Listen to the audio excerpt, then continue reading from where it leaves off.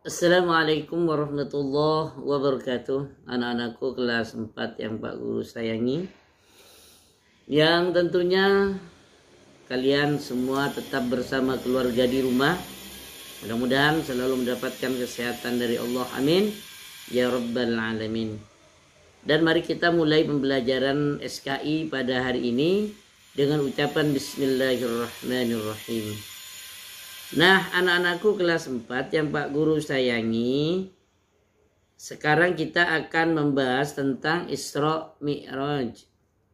Ya, Isra Mi'raj. Jadi Isra Mi'raj ini sering diperingati oleh kaum muslimin sampai sekarang ini, yaitu tepatnya pada malam tanggal 27 di bulan Rajab. Itu dilaksanakan untuk mengingat ada peristiwa yang luar biasa atau dikenal dengan orang-orang atau masyarakat kita hari ulang tahunnya sholat. Karena ketika Isra Mi'raj itulah baginda Kanjeng Nabi diperintahkan untuk sholat. Makanya ketika kita menghadiri peringatan Isra Mi'raj, ada yang mengatakan atau diviralkan dengan merayakan atau hari ulang tahun sholat yang 5 waktu. Nah, anak-anakku yang Pak Guru sayangi, untuk pembelajaran SKI kali ini adapun tujuan pembelajarannya yaitu Pak Guru berharap dengan belajar pada hari ini kalian dapat memahami, ya, menjelaskan sebab-sebab mengapa ya terjadi peristiwa Isra Mi'raj. Asal usulnya seperti apa. Jadi sebelum Pak Guru lanjutkan, Isra Mi'raj ya, itu ada 2 kalimat. Ya. Kalau dalam bahasa Indonesia ada 2 kata, tapi dalam bahasa Arab itu ada 2 kalimat, Isra dan Mi'raj. Isra itu perjalanan baginda Kanjeng Nabi Muhammad sallallahu alaihi wasallam yang ditemani oleh malaikat Jibril, dan beliau mengendarai buraq, ya, mengendarai buraq minal Masjidil Haram, dari Masjidil Haram ilal Masjidil Aqsa, itu namanya Isra. Jadi perjalanannya itu mendatar, ya, mendatar dari Masjidil Haram ke Masjidil Aqsa, ini mendatar. Ini namanya Isra, dan itu dilakukan pada malam hari. Kemudian yang kedua kalimat Mi'raj. Mi'raj itu naik, yaitu mulai dari Masjidil Aqsa, ya, naik ke langit tingkat 1, 2, 3, 4, 5, 6, 7, kemudian lanjut ke Sidratul Muntaha, kemudian melanjutkan lagi ke Mustawa. Itu namanya Mi'raj. Jadi Isra itu perjalanan datar, Mi'raj itu perjalanan horizontal, naik ke atas, vertikal, horizontal. Jadi itu yang dapat Pak Guru sampaikan. Itulah perbedaan antara Isra dan Mi'raj. Ya, Isra dan Mi'raj, perjalanan dari Masjidil Haram ke Masjidil Aqsa, lanjutkan ke langit dan sampai ke Mustawa. Nah, yang Pak Guru sampaikan pada malam hari ini, ya, pada hari ini, ya, bahwa mengapa Kanjeng Nabi Muhammad di Isra Mi'rajkan. Nah, ini ada sebagian ulama yang mengatakan bahwa ini sebagai rekreasi Nabi untuk menghibur baginda Nabi, karena yang pertama baginda Nabi ditinggal oleh istrinya, meninggal dunia, pamannya meninggal dunia, yang selalu membela baginda Nabi, pamannya, dan selalu mendukung perjuangan dakwah baginda Nabi adalah istrinya, meninggal dunia. Sehingga Nabi Muhammad hijrah ke Taif. Sampai di Taif malah ditolak. Dakwah Islamnya ditolak, dilempari batu, dipukul sampai bercucuran darah. Nah, disitulah ini yang menjadi salah satu mengapa baginda Kanjeng Nabi Muhammad di Isra Mi'rajkan, rekreasi. Jadi rekreasi beliau luar biasa. Jadi Masjidil Haram, Masjidil Aqsa, naik langit 1 sampai 7, kemudian di situ ada Sidratul Muntaha, ada juga Mustawa, kemudian di situ jalan-jalan ke surga, jalan-jalan ke neraka. Di situ diperlihatkan gambaran-gambaran seperti apa di surga, gambaran-gambaran seperti apa di neraka. Itu disampaikan oleh Allah. Itu dilakukan oleh baginda Nabi sebagai rekreasi beliau atas izin Allah, kehendak Allah. Itu yang pertama. Kemudian yang kedua, kenapa sih Nabi Muhammad kok mengendarai buruk, kok tidak mengendarai kuda, unta dan sebagainya? Pada waktu itu kan unta. Nah, ini ada sejarah juga, sebagian ulama yang mengatakan bahwa dulu guru atau Ustadz Pak Guru pernah cerita bahwa ada sebagian di surga, ya katakanlah di surga. Di surga itu ada buruk, kumpul buruk. Kemudian ada satu buruk itu diam, yang lainnya itu lari-lari senang dan sebagainya, kan ada di surga. Hanya satu buruk saja yang diam, termenung. Ditanya oleh Allah, buruk, kenapa kamu tersenyum? Kenapa kamu diam? Kok nggak tersenyum seperti yang lain? Kamu kok susah? Kok di surga kok nggak tenang? Apa kurang nikmatku yang aku berikan? Bahasanya seperti itu. Jadi kemudian buruk itu mengatakan, sudah cukup ya Allah dengan nikmatan surga dan sebagainya. Akan tetapi hidup saya tidak akan sempurna, hidup saya tidak akan tenang kalau belum bertemu dengan Muhammad. Ya Allah.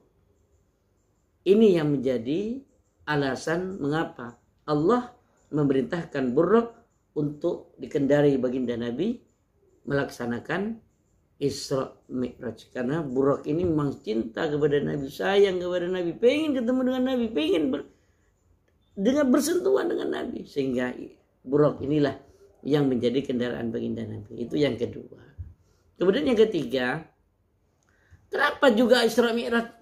Dari langit sampai naik, dari bumi sampai naik ke langit. Ini ada pertengkaran antara langit dan bumi. Ini. Jadi langit dan bumi tengkar. Apa yang diperebutkan? Merebutkan Nabi Muhammad. Ya, jadi langit dan bumi ini tengkar. Apa katanya si bumi kepada langit? Hai langit, kamu lebih mulia saya karena saya punya Muhammad.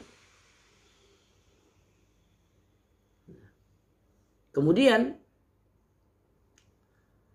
langit juga mengatakan, tahukah engkau, saya yang memberikan sumber kehidupan. Saya punya matahari. Kalau nggak ada matahari, maka kehidupan di dunia ini tidak akan ada. Kemudian bumi tidak akan subur. Tumbuhan yang ada tidak akan bisa tumbuh. Karena untuk tumbuhan butuh matahari untuk melakukan fotosintesis atau mengolah makanannya. Sedangkan tumbuhan itu juga merupakan produsen. Nah, di situ mengatakan bahwa kalau nggak ada matahari, saya punya matahari, katanya langit. Kalau saya nggak punya matahari, tidak akan dibutuhkan sama kamu. Kamu kan tidak ada kehidupan di dunia. Jadi tidak ada kehidupan, tapi diingatkan kembali oleh bumi. Ingat, sumber kehidupan itu bukan terletak di matahari, katanya bumi. Sumber kehidupan ini karena ada Nur Muhammad. Seandainya Allah tidak menciptakan Muhammad, tidak akan ada matahari, tidak akan ada langit, tidak akan ada bumi. Disitulah kalah perdebatan panjang, sehingga itu singkat cerita, sehingga langit nangis. Kemudian berdoa kepada Allah, ya Allah, berdoa kepada Allah. Engkau yang maha adil, kenapa engkau hanya bisa menempatkan Muhammad di bumi, ya Allah? Saya pengen juga bersama Muhammad, ya Allah.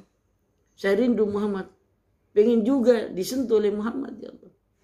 Katanya langit. Nah, maka oleh karena itulah doa itu diijabah oleh Allah. Sehingga baginda kanjeng Nabi Muhammad di Isra Mi'raj kan naik ke langit 1 sampai langit tingkat 7. Tuh ya. Itu sejarah. Jadi banyak sekali sejarah-sejarah di situ. Namun hikmah yang terpenting dengan peristiwa Isra Mi'raj ini, baginda kanjeng Nabi Muhammad itu di Isra Mi'rajkan karena ingin mendapatkan perintah dari Allah. Jadi Allah ingin memerintahkan sholat kepada baginda Nabi. Dengan perintah itulah sehingga Nabi Muhammad melalui proses ya, diangkat oleh Allah, di-Isra Mi'rajkan oleh Allah untuk menerima perintah salat. Jadi perintah salat ini merupakan perintah yang luar biasa. Awwalu ma yuhasabu bihil abdu fi yaumil qiyamah. Salat itu jadi yang pertama kali dihisab oleh Allah, dihitung oleh Allah, ditimbang oleh Allah. Di akhirat nanti yang pertama adalah salatnya. Jadi salat menentukan, karena dari sejarah diperintahkannya. Jadi Allah itu ketika ingin memerintahkan perintah salat, tidak melalui malaikat Jibril, langsung Allah memanggil baginda Nabi untuk menerima perintah salat itu dalam peristiwa Isra Mi'raj. Ketika Allah memerintah puasa cukup melalui malaikat Jibril. Ketika ingin memerintah zakat melalui malaikat Jibril, haji melalui malaikat Jibril. Tapi ketika giliran Allah ingin memerintahkan kepada baginda Nabi Muhammad dan umatnya, yaitu sholat, maka Allah sendiri yang memanggil baginda Nabi melalui proses Isra wal Mi'raj. Nah, anak-anakku yang Pak Guru sayangi, jadi inilah sejarah ya dari para guru-guru kita, sebab musabab terjadinya Isra wal Mi'raj. Akan tetapi inti dari Isra Mi'raj itu sendiri yaitu Allah ingin menunjukkan keagungan Allah. Ini Allah menunjukkan keagungannya, ya. Allah ingin mempelajari kepada kita agar kita mengambil hikmah bahwa tidak ada yang agung kecuali Allah. Tidak ada yang bisa berkehendak kecuali Allah. Kalau Allah sudah berkehendak, apapun pasti terjadi. Walaupun antara jarak antara Masjidil Haram ke Masjidil Aqsa, ke langit sampai 7 sampai Sidratul Muntaha, keliling surga, neraka, itu hanya sepertiga malam, ya. Tidak sampai 1 malam, karena sebelum subuh baginda Nabi sudah ada di Masjidil Haram lagi. Nah, di situ ya, sejarah. Mudah-mudahan dengan sejarah ini akan memperkuat keinginan kalian semuanya semakin belajar mencari bagaimana perjuangan baginda Nabi dalam menegakkan agama Allah Subhanahu wa taala, sehingga kalian semuanya memiliki semangat untuk melanjutkan perjuangan baginda Nabi Muhammad. Nah, anak-anakku yang Pak Guru sayangi, sampai di sini dulu pembelajaran pada hari ini, dan kalian buka halaman 28. 28 itu kalian kerjakan di LKS-nya, ya. Atau yang nggak punya nanti kerjakan di buku tulisnya jawabannya saja, ya. Dan Pak Guru akhiri pembelajaran kali ini dengan ucapan alhamdulillahirabbil alamin, wallahul muwaffiq ila aqwamit thoriq. Wassalamualaikum warahmatullahi wabarakatuh.